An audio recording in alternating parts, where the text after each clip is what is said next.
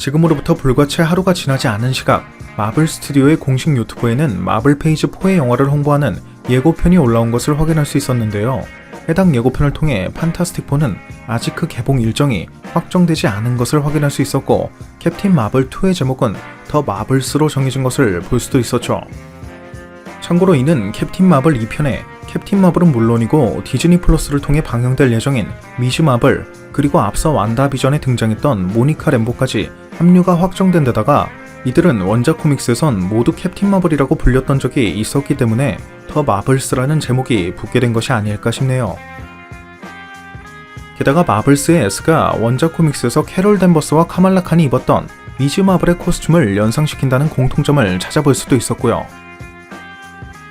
그리고 이번 예고편에선 블랙팬서 2편의 타이틀이 와칸다 포에버인 것을 확인할 수도 있었고, 여러 어벤져스의 기술을 카피하는 태스크마스터를 향해 마치 나도 그런 것쯤은 따라할 수 있다 라는 듯이 블랙팬서의 움직임을 따라하고 있는 레드 가디언의 모습, 그리고 앞선 예고편을 통해 수용소로 보이는 곳에서 탈출한 것을 확인할 수 있었던 레드 가디언을 도와주었던 것이 바로 옐레나와 나타샤였다는 것을 확인할 수도 있었죠.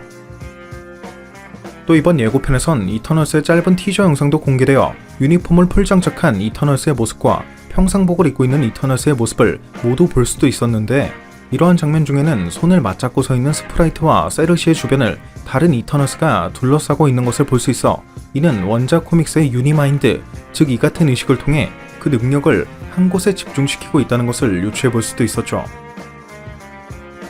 게다가 하필 이러한 자리에 모여있는 이터널스 중에는 원작 코믹스에선 악한 이터널스 중 한 명으로 등장하여 이번 작품에서도 빌런으로 등장할 것이라는 추측이 들려오고 있는 드루이그가 포함되어 있다는 점이나, 다른 이터널스의 기억을 조작해 이들이 모두 평범한 인간이라고 착각한 채로 살아가게 만들었던 스프라이트, 그리고 모든 이터널스 중 일루전에 가장 특화된 능력을 가지고 있는 것으로 알려져 있는 세르시가 이러한 유니마인드의 주체가 되고 있는 것을 보면, 이번 이터널스에는 이처럼 스프라이트의 개인적인 욕심으로 인해 모든 이터널스가 그 정체성을 잃고 평범한 인간으로 살아왔다는 이야기가 그려지게 될 확률도 충분히 고려해 볼 수 있지 않을까 싶기도 하네요.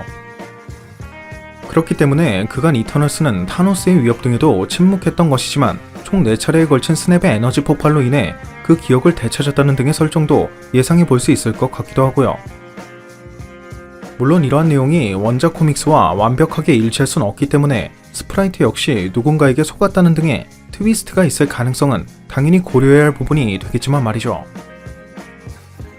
그리고 다음 장면에선 길가메시를 센터로 한 이터널스가 고대의 유적으로 보이는 장소에서 누군가에게 맞서는 듯한 장면, 또 이러한 와중에 깨알같이 스피드스터로서의 능력을 보여주는 마카리의 모습도 확인할 수 있었는데, 본래 원작 코믹스에 등장하는 이터널스는 셀레스티얼이 창조한 크리처로서 기본적으로는 셀레스티얼을 숭배하고 있다는 것을 미루어 본다면 해당 장면은 셀레스티얼의 유적을 보호하기 위한 장면쯤으로 유추해 볼 수 있을 것 같네요. 다만 이러한 이터널스는 수세기에 걸친 이야기를 그릴 것으로 알려져 있다는 점이나, 또 다른 장면에선 테나가 길가메시를 공격하는 듯한 장면이 등장하기도 한 것을 미루어 본다면 이러한 장면들의 정확한 시점은 앞으로 공개될 예고편을 조금 더 지켜봐야 할 부분이 되지 않을까 싶습니다. 오늘 준비한 영상은 여기까지였습니다. 오늘 준비한 영상도 재밌게 보셨다면 구독과 좋아요 그리고 알람 설정 한 번씩 눌러주시면 대단히 감사하겠습니다. 그럼 지금까지 올루원이었습니다.